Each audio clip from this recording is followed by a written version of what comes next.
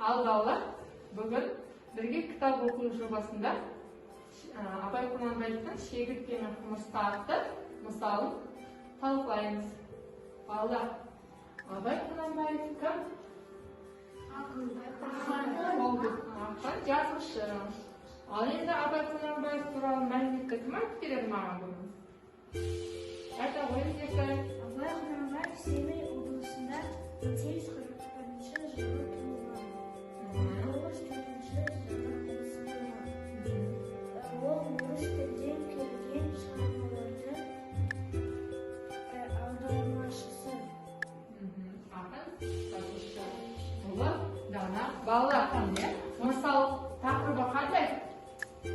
Ал қайсыр айта қой? Мысалы тақырыбы Шегіртке мен Құмырсқа. Шегіртке мен Құмырсқа. Автор кім екен? Авторы орыс тілден аударған Абай Құнанбаев. Жарайсың, отырады.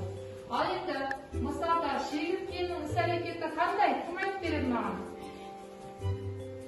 Шегірткенің іс-әрекеті ол қыз келетін ойламады. Ол жазда ән салып, құмырсқаларға көмектеспейді.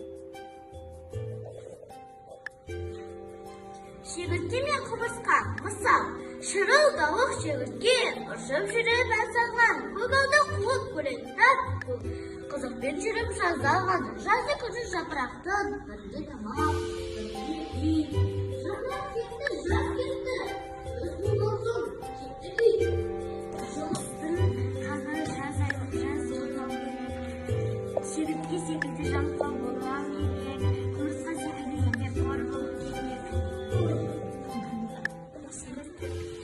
Мен Құмырсқаның орнында болғанда шегірткені жаз шыққанша асырап, кофесін дайындап, жылы көрпет астына жатқызатын едім. Қандай өздерің ойланып, Құмырсқаның орнына кім болып береді екен? Ал Дамир айта ғой. Мен шегірткені үйіме кіргізіп, жазға дейін асырып, ыстық тамақ, ыстық чай беріп, жазға дейін асырып. Қайсар айта ғой?